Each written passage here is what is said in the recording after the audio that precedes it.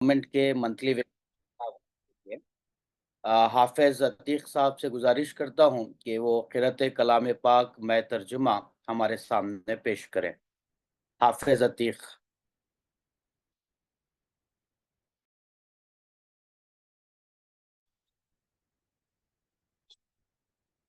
अस्सलाम वालेकुम रहमतुल्लाहि व बरकातुहू।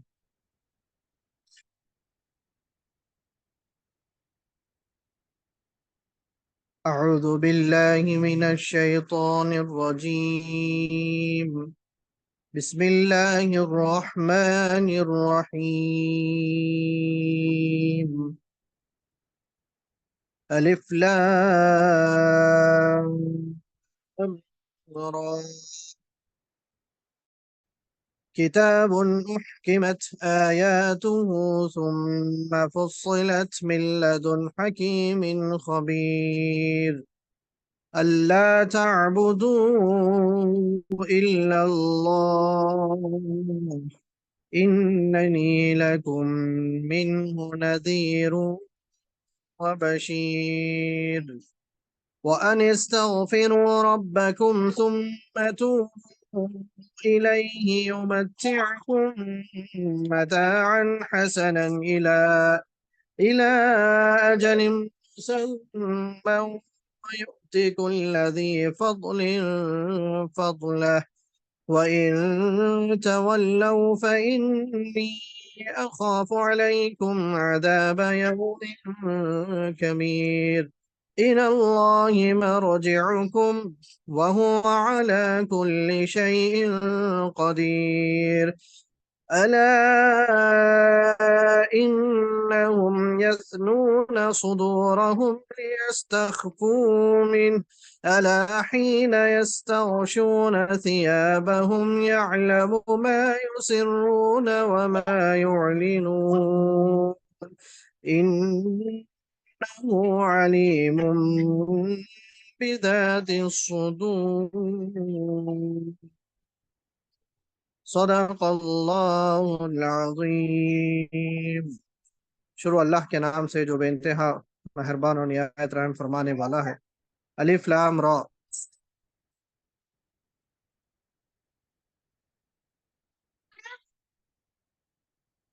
फरमान है अल्लाह की पुख्ता आयतें और मुफस्सल इरशाद हुई हैं एक दाना और बाखबर हस्ती की तरफ से कि तुम बंदगी ना करो मगर सिर्फ अल्लाह की, मैं उसकी तरफ से तुमको खबरदार करने वाला भी हूँ और बशारत देने वाला भी हूँ।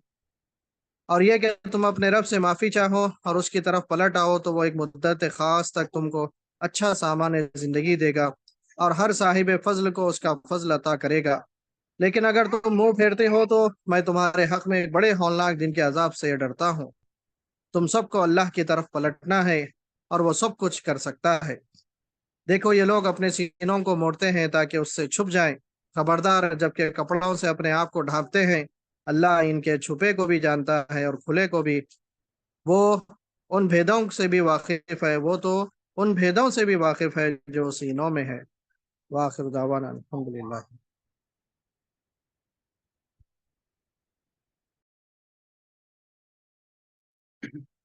बहुत बहुत शुक्रिया हाफिज सैयद अतीकुल्लाह साहब का, जिन्होंने अपनी बेहतरीन आवाज़ में हमारे सामने क़िरात कलाम पाक पेश की। अजीज साथियों, आज का ये मंथली वेबिनार, जिसका टॉपिक यूनियन बजट 2024-25 है, इंडियन यूथ्स और माइनॉरिटीज के लिए क्या मैसेज है इस यूनियन बजट में, उस पर हमारे दरमियान हमारे स्पीकर डॉक्टर जावेद आलम साहब मौजूद हैं। वो इस पर टॉपिक पर बात करेंगे। इससे कबल कि मैं उनको आवाज़ दूं, उनका कुछ इंट्रोडक्शन आपके सामने पेश करूंगा। डॉक्टर जावेद साहब एक ट्रेंड इकोनॉमिस्ट हैं and he has completed his PhD degree in economics from JNU. Currently, he is the executive director at Institute of Policy Studies and Advocacy, New Delhi.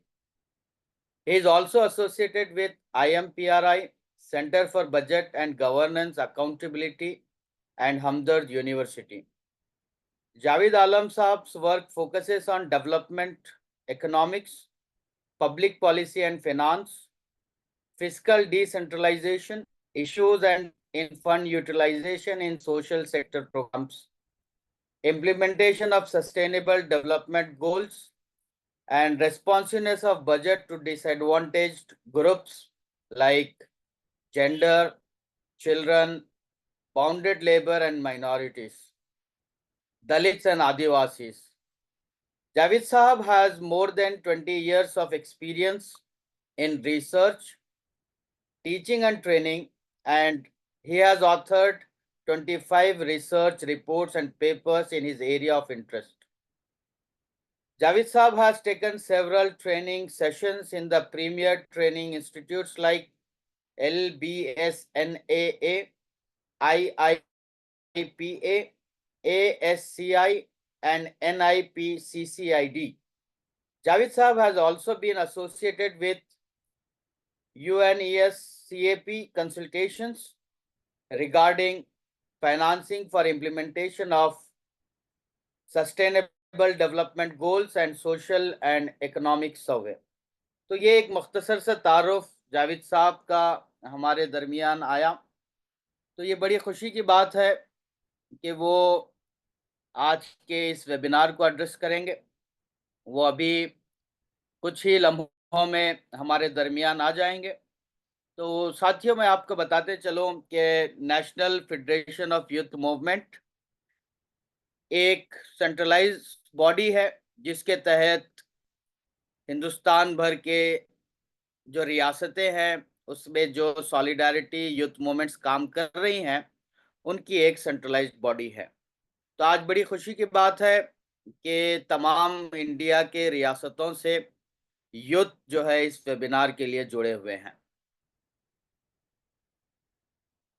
आपको ये भी पता होगा कि national federation of youth movement ने ये तय किया है कि हर महीने की सेकेंड वेडनेसडे को रात 9:15 पर मुख्तलिफ टॉपिक्स पर इस तरीके के वेबिनार कंडक्ट किए जाएंगे।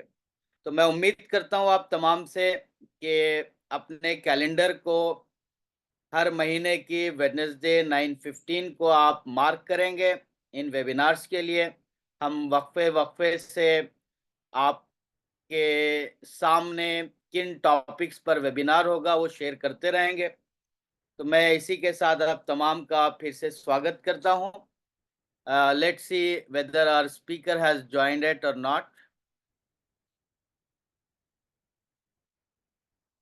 जी उमर साहब, स्पीकर आ चुके हैं? जी नहीं, अभी ज्वाइन नहीं किए हैं। ओके बस मैं कॉल कर रहा हूँ उनको। ओके, कुछ टेक्निकल we'll इशू आया। wait for him, no issues.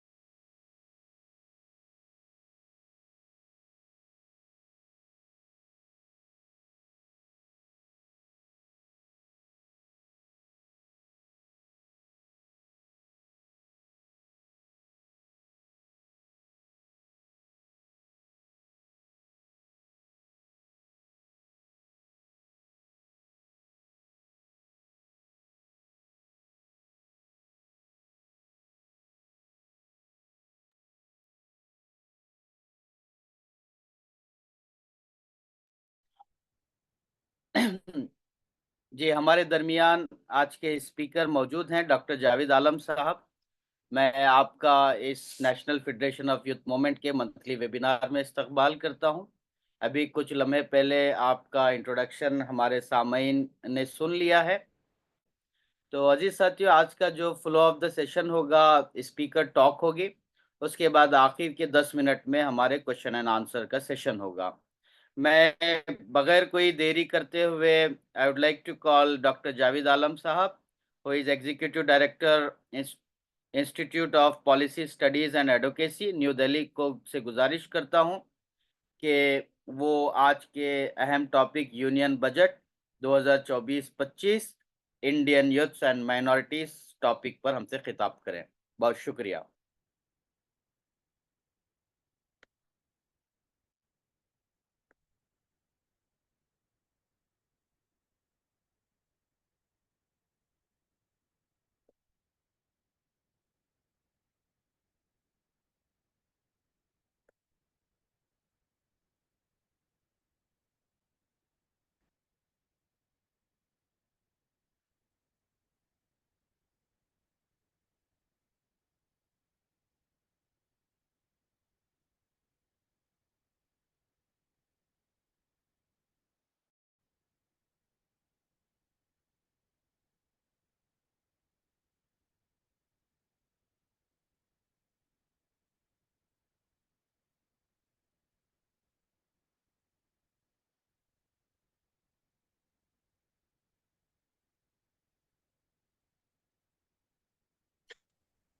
हाँ, अस्सलाम वालेकुम। जी, सॉरी, वालेकुम अस्सलाम। मैं काफी देर से ट्राई कर रहा था अनम्यूट करने के लिए। जी जी जी। तो आप लोगों ने जैसा आज ये प्रोग्राम रखा है यूनियन बजट को लेकर के, तो यूजुअली अगर हम लोग बजट को एक कॉन्टेक्स्ट में देखें, बजट बेसिकली अगर आप बात करें तो यूजुअली ये एक तरह से पॉलिसी अनाउंसमेंट होता है, कुछ नंबर्स और फिगर्स होते हैं। बट अगर थोड़ा इसकी मतलब बैकग्राउंड में इसके जाए हम लोग कि हमें बजट को समझना क्यों जरूरी है, why it is so important to understand budget. Budget का लिटरल डेफिनेशन आप सब जानते हैं कि एक तरह से एक स्टेटमेंट है जो कि हमारे रिसीट बजट यानी आमदनी और जो एक्सपेंडिचर है, खर्चा है, उसका एक स्टेटमेंट होता है। और बेसिकली ये एक एस्टिमेटेड जो है वो रिसीट और एक्सपेंडिचर होता है for a particular financial year. तो इसमें अगर आप अ, देखें इसको, तो हमारे बजट में जो डेटा प्रोवाइड किया जाता है वो यूजुअली बजट एस्टिमेट होता है, यानी आने वाले साल के लिए सरकार क्या खर्चा करने वाली है और उस खर्चे को मीट आउट करने के लिए उसके पास कितना पैसा उसको इकट्ठा करना है, उसके सोर्सेज क्या हैं। तो अगर उस नजरिए से देखें तो बजट में हम लोग ज्यादातर बजट एस्टिमेट ही देख के रह जाते हैं। मतलब इन जो गवर्नमेंट प्लान कर रही है आने वाले सालों के लिए, उसके बारे में ही ज्यादा डिस्कशन होता है। बट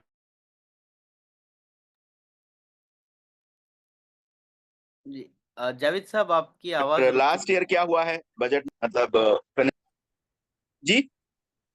हाँ, आपकी आवाज अभी आ रही है। अगर पॉसिबल है तो ख्वाहिशमंद हजरात कह रहे हैं कि वीडियो अच्छा, ऑन हो सकता है ठीक है क्या? ठीक है ठीक है, हमारे यहाँ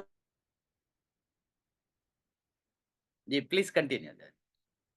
थोड़ा सा नेटवर्क इशू है। बट मैं थोड़ी देर के मैं हाँ हाँ, मैं थोड़ी देर के लिए कर लेता हूँ, बट शायद बाद में प्रॉब्लम हो। तो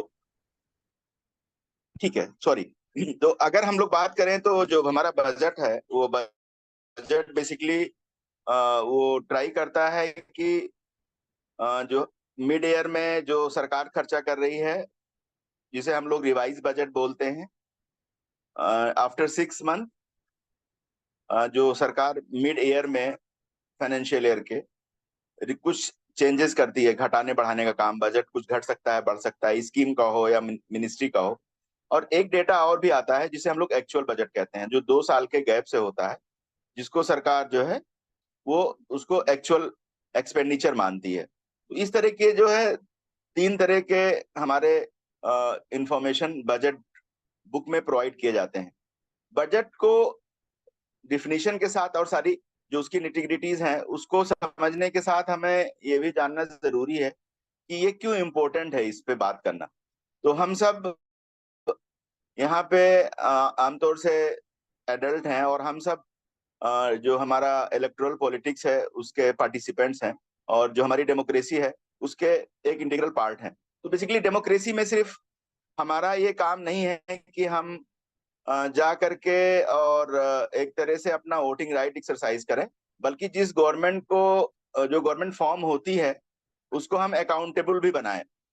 और उस अकाउंटेबिलिटी को लेकर के अगर हम बात करें तो हमारे पास बजट एक बड़ा टूल है कि उसको हम अगर देखें तो बजट एक ऐसा टूल है जिससे हम गवर्नमेंट को अकाउंटेबल बना सकते हैं। गवर्नमेंट के पास पूरा बजट का एक साइकिल और एक प्रोसेस होता है और जो पहला स्टेज होता है वो बजट बनाने का होता है। दूसरा स्टेज जो है बजट इनेक्टमेंट का होता है। तो अभी जो हमारा बजट प्रेजेंट हुआ और जो इनेक्टमेंट हुआ और फिर हमारे हाउस जो है वो मतलब एक तरह से उसका जो है एक अभी का सेशन एंड हो गया। तो उस ये तो हमारा एक तरह से फॉर्मुलेशन के बाद, फॉर्मुलेशन जो इससे पहले 6 मंथ्स का होता है वो उसमें हम लोग ज्यादा कोई डिस्कशन नहीं करते। बजट फॉर्मुलेशन के टाइम पे यूजुअली हम जो है डिस्कस करते हैं बजट प्रेजेंटेशन और बजट इनेक्टमेंट को लेकर के। फिर बजट जो है वो रिलीज होता है, उसका इम्प्लीमेंटेशन होता है। उस फेज में भी हमारे जो कॉमन मतलब सिटीजन्स हैं उनको उसकी बहुत ज्यादा फिक्र नहीं होती। इसी तरह से अगर हम बात करें ऑडिट की, तो जो चौथा फेज है बजट का वो ऑडिट का है। तो वो भी हमारे यहाँ कोई उसका कल्चर नहीं है उस पे बात करने का। तो यूजुअली हम लोग ज्यादातर जो बजट पे डिस्कशन करते हैं वो प्रेजेंटेशन के टाइम पे करते हैं। जो हमारे फॉर्मुलेशन के फेज है, फर्स्ट फेज, उस पे ज्यादा कोई तवज्जो नहीं देता। और इसी तरह से हम बात करें तो जो हमारा इम्प्लीमेंटेशन फेज है उस पे भी कोई खास ध्यान नहीं दिया जाता। इसी तरह से ऑडिट प्रोसेस में भी हम बहुत इंगेज नहीं होते हैं, जबकि सबके अपने काफी मीनिंग मतफुल प्रोसेसेस हैं और उसमें हमें इंगेज होना चाहिए सरकार को जवाबदेह बनाने के लिए और सरकार का जो पूरा सिस्टम है उसकी ट्रांसपेरेंसी को देखने के लिए कि वो कितना शफाफ है।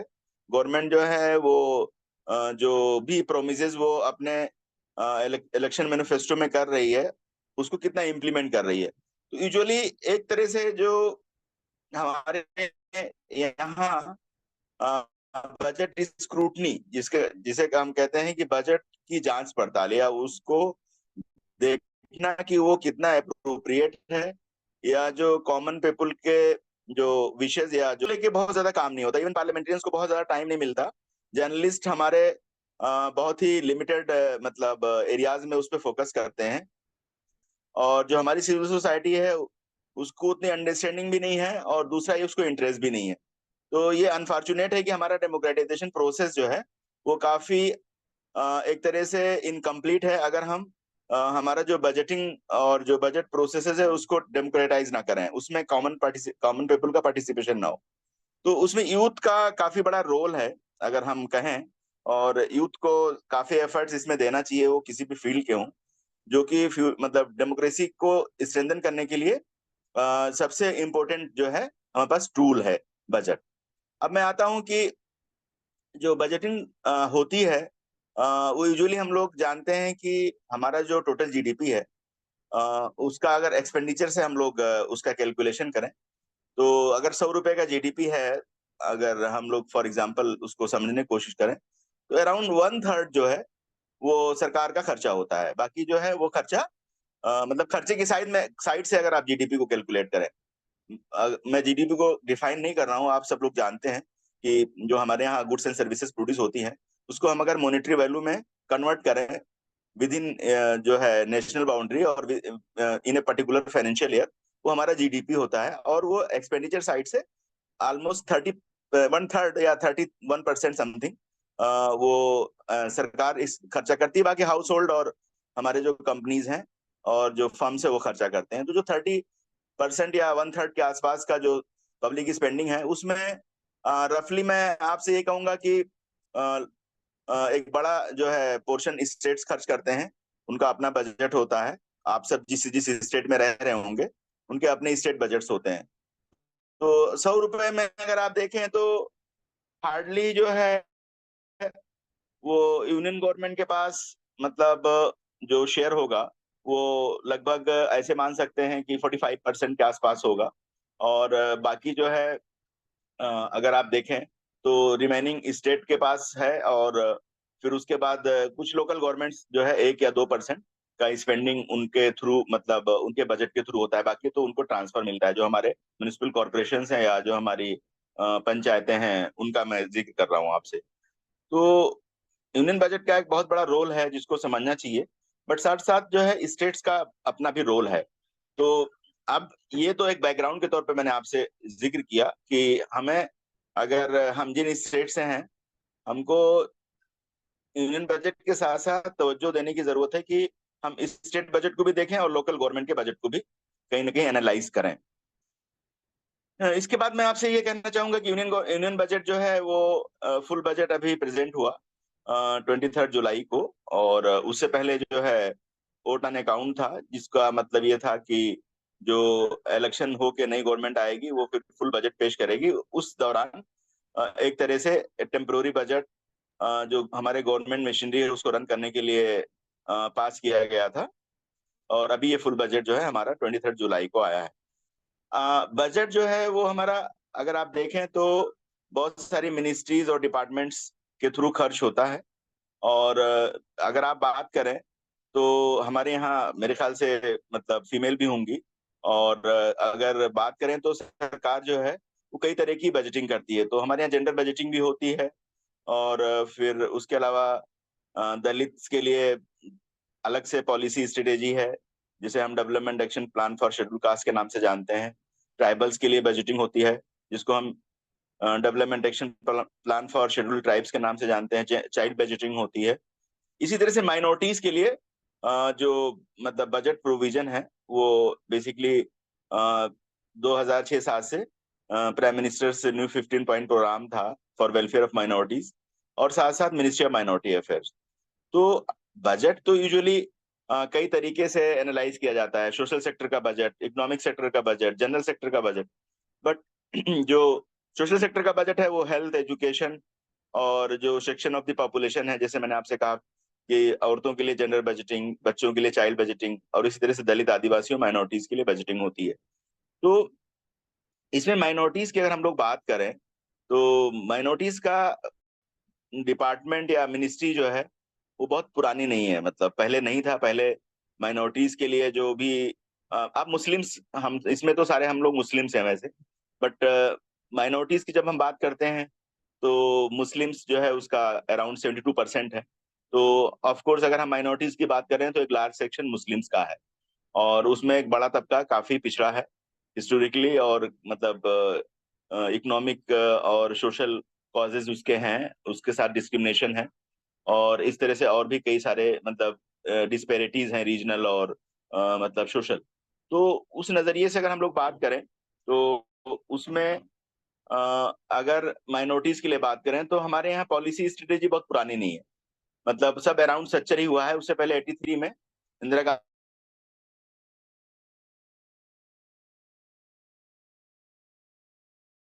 गांधी के टाइम में कोशिश की गई थी कि एक 50 ईयर्स भी अभी नहीं हुए हैं उसको। और 15 पॉइंट प्रोग्राम बेसिकली एक तरह से अम्ब्रेला प्रोग्राम के तौर पे उसको इम्प्लीमेंट किए जाने की कोशिश की गई थी, लेकिन पिछले 10 सालों से उसका इम्प्लीमेंटेशन बहुत पुअर है। और अभी जो है वो मैं थोड़ा सा आपको समझा दूं कि 15 पॉइंट प्रोग्राम का मतलब ये है कि जो हमारे बहुत सारे जनरल मिनिस्ट्रीज हैं जैसे एजुकेशन, हेल्थ,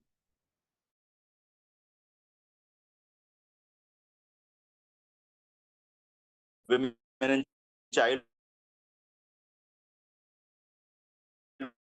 वहां से माइनॉरिटीज को 15%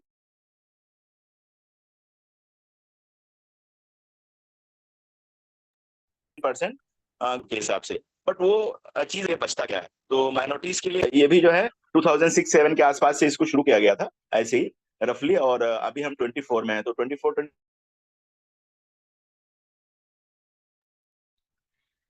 जावेद साहब, आपकी आवाज ब्रेक हो रही है, तो मैं समझता हूँ वीडियो ऑफ करने से शायद नेटवर्क का इश्यू थोड़ा सा कम हो जाएगा। 25 का बजट अगर आप देखें तो 3000 मतलब 3100, तो हमें बहुत ज्यादा उनको शामिल किया जा रहा है कि अगर देखें तो बजट हमारा कुछ 48 लाख करोड़ का था, 48 लाख करोड़ का था। और हमारे पास जो माइनॉरिटी अफेयर्स का बजट है वो 3000 के आसपास है।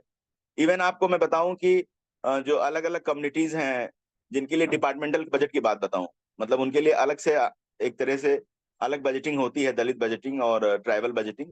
बट उनके डिपार्टमेंट का बजट ही अगर आप देखें तो ट्राइबल अफेयर्स का 13,000 का करोड़ का बजट है। इसी तरह से जो है बजट इसका सोशल जस्टिस का जो दलित सब्जेक्ट्स को देखता है उसका बजट भी 13,000 करोड़ है। बट माइनॉरिटी अफेयर्स का बजट उस इन सारे के 1/10 के बराबर है। तो कहीं ना कहीं जो है एक तरह से हुकूमत के पास जो पॉलिटिकल चॉइस है, मतलब उनके जो कॉन्स्टिट्यूएंसी है वो माइनॉरिटीज नहीं है, तो इसीलिए वो उस तरह से बजटिंग में भी उनका बहुत ज्यादा फोकस माइनॉरिटीज को लेके नहीं है अगर हम बात करें तो। और रहा मामला ये कि जो टोटल बजट है उसमें हमारे पास है क्या, तो सबसे पहले मैं आपको बता दूं कि 2 साल पहले, 2 फाइनेंशियल ईयर पहले माइनॉरिटी बजट इसमें क्या हुआ कि प्री मैट्रिक स्कॉलरशिप जो सबसे बड़ी स्कीम है माइनॉरिटी अफेयर्स की, उसको लिमिट कर दिया गया, 9 to 10 कर दिया गया बजट, मतलब 2 साल पहले बजट में। तो अब वो 9-10 के लिए है, 1 to 8 खत्म कर दिया गया। कई सारी स्कॉलरशिप स्कीम और मदरसा मॉडर्नाइजेशन प्रोग्राम, फिर उसके बाद आपका ये एक और प्रोग्राम है जिसे हम कहते हैं ये मौलाना आजाद फाउंडेशन, मतलब एक इंस्टीट्यूशन है। और फिर नई उड़ान स्कीम, ओवरसीज में जो बच्चे जा रहे हैं पढ़ने के लिए फॉरेन, उनके लिए इंटरेस्ट सब्सिडी। तो ऐसे कई सारे प्रोग्राम हमारे खत्म कर दिए गए, तो जिसकी वजह से जो हमारा बजट है वो काफी लिमिटेड हो गया। और फिर आगे अगर हम बात करें तो बचता हमारे पास क्या है, तो हमारे पास माइनॉरिटी अफेयर्स में जो स्कीमें बच रही हैं वो प्री मैट्रिक स्कॉलरशिप है लिमिटेड 9-10 के लिए, पोस्ट मैट्रिक है, और फ्री कोचिंग मेरे ख्याल से वो भी क्लोजर है, तो मेरिट कम मीन्स है। और उसके अलावा फिर कुछ वक्फ से रिलेटेड स्कीम है और एक स्किल से रिलेटेड स्कीम है, पीएम विकास। फिर उसके बाद आपके पास जो बचता है वो है NMDFC, national minorities development finance corporation, और एक एरिया डेवलपमेंट स्कीम है जिसको हम लोग पहले से जानते हैं, जिसे एमएसडीपी कहा जाता था, अब वो हो गया है हमारा ये प्रधानमंत्री जन विकास कार्यक्रम। तो इस तरह से हमारे पास लिमिटेड स्कीम्स हैं। और जो बड़ा दायरा है वो पोस्ट मैट्रिक का है, और फिर अभी जो है वो एरिया डेवलपमेंट प्रोग्राम पीएम जन विकास कार्यक्रम का है। रहा रहा मामला ये कि इन सारी स्कीमों की सूरत हाल के बारे में आप बात करें कि इनका इम्प्लीमेंटेशन में चैलेंजेस क्या हैं, तो जो जन विकास कार्यक्रम है वैसे भी इसका अप्रूवल 25-26 तक का ही है, और आने वाले दिनों में ये नहीं कहा जा सकता कि ये स्कीम कंटिन्यू रहेगा। इस स्कीम को बेसिकली सोशल इंफ्रास्ट्रक्चर बनाने के लिए शुरू किया गया था। इसके अंडर में काम हुए हैं, मैं ऐसा नहीं कह सकता हूं कि काम नहीं हुए हैं। बट ये सारे जो सोशल इंफ्रास्ट्रक्चर हैं, स्कूल हुआ, आंगनवाड़ी सेंटर्स हुए, एडिशनल क्लासरूम्स हुए, हेल्थ सेंटर्स हुए, आईटीआईज हुए, इसको ऑन करना है स्टेट गवर्नमेंट को। और स्टेट गवर्नमेंट जो है यूजुअली उसका अपना फाइनेंशियल कॉन्स्टेंट है, तो वो एडुकेट जो ह्यूमन रिसोर्सेज हैं, जो स्टाफ हैं, जो और इंफ्रास्ट्रक्चर है वो दे नहीं पा रही है। तो इस पे कोई बहुत अच्छा इवैल्यूएशन अभी हमारे कम्युनिटी ने नहीं किया कि ये स्कीम कैसे और कितना अच्छा काम कर रही है, जबकि इसकी शुरुआत 2007-8 से है, वो काफी पुरानी स्कीम है। अगर हम बात करें स्कॉलरशिप प्रोग्राम्स की, तो pre matric, post matric, merit cum means, इसकी शुरुआत भी 2007-8 से हुई है। और इसमें जो है अगर सबसे बड़ी चैलेंजेस की बात करें तो इसका कोटा फिक्स है। जैसे प्री मैट्रिक जब 1 to 10 हुआ करता था तो इसके लिए हुकूमत ने कोई 30 लाख का कोटा फिक्स कर रखा था फ्रेश स्कॉलरशिप के लिए। इसी तरह से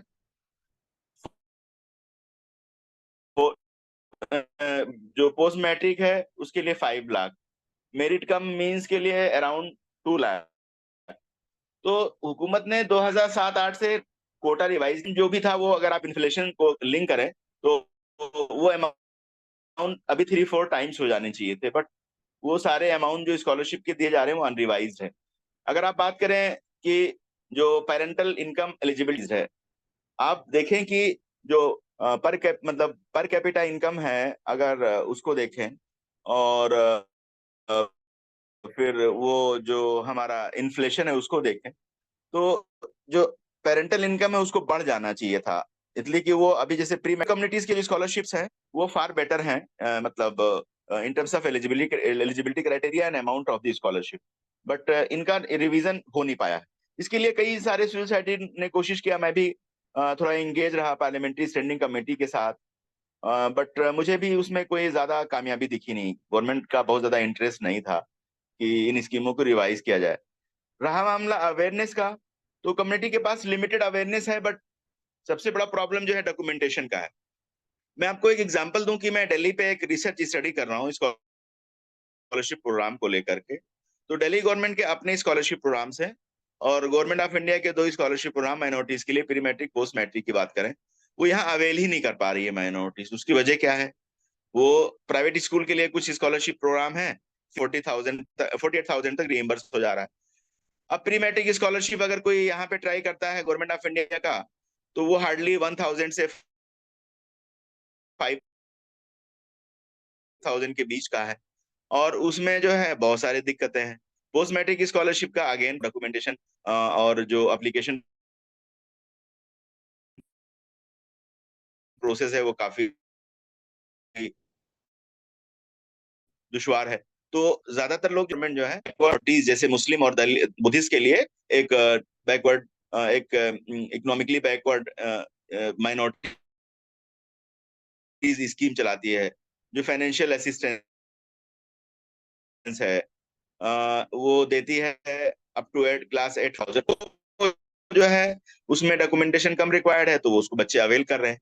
तो कहीं ना कहीं कई सारे प्रोसीजरल प्रॉब्लम है जिसकी वजह से स्कॉलरशिप अवेल नहीं किया जा रहा है। इसी तरह से वो जो बजट आपको दिखता है, जब डिमांड कम होती है तो ऑब्वियस है कि सरकार को बजट बढ़ाने की जरूरत नहीं होती है।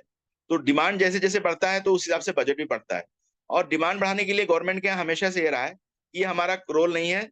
कम्युनिटी या जो सिविल सोसाइटी ऑर्गेनाइजेशंस हैं या मिली ऑर्गेनाइजेशंस हैं, वो खुद ही जो है वो कोशिश करें और वो जो है खुद अपना एक तरह से अवेयरनेस का प्रोग्राम करें, एक्सेस के लिए ड्राइव चलाएं। हमारे लिए जो है वो बहुत मुश्किल है, मतलब वो कर पाना, जो है वो कोशिश कर पाना। तो ये सारी चीजें अपने उसमें एक तरह से प्रॉब्लमेटिक जो एक्सेस। अब रहा ये कि जो कम्युनिटी कंसर्न की बात मैं आपसे बताऊं कि मेरा काफी लिंक रहता है दीनी जमात ऑर्गेनाइजेशंस अपने लेवल पे छोटे स्केल पे काम करते हैं अवेयरनेस का, बट इसको लेकर के डेडिकेटेड वर्क करने की लिंक एक दलित ऑर्गेनाइजेशन को सपोर्ट करने का था उनके पोस्ट मैट्रिक स्कॉलरशिप को लेकर के, जिसको कहते हैं post matric scholarship for schedule cast.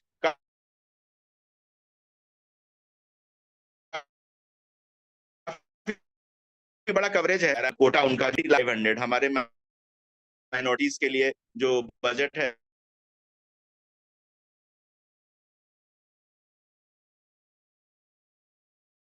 वो अराउंड 1200 to 1300 है, मतलब उनका बजट ही हमसे 5 टाइम्स ज्यादा है, और उनका कोटा जो है वो हमारे जो है 8 टाइम्स ज्यादा है।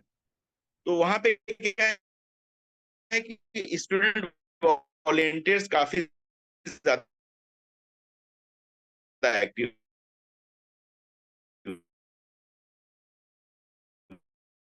है टू अवेयर, और है ये सर यहाँ पे 40 से भी ज्यादा है। इस प्रोग्राम का आउटकम ये बहुत लंबा मैं बात करूँ उससे कोई फायदा नहीं, कहता हूँ कि हमारा इम्प्लीमेंटेशन जो है वो is the key for outcomes या इम्पैक्ट। तो आप लोग कुछ ऐसा कोशिश करिए कि हम स्कॉलरशिप प्रोग्राम पे बात कर पाएं कोई डेडिकेटेड सेशन में, और हम अपने लेवल पे कुछ अवेयरनेस ड्राइव चला पाएं, और मतलब हम लोग अपने जरिए कुछ बच्चों को फॉर्म भरवा पाएं pre matric post matric scholarship या अपने स्टेट्स में, अगर ऐसा कुछ हो रहा है तो मुझे लगता है वो ग्रेट हेल्प होगा आने वाले दिनों के लिए।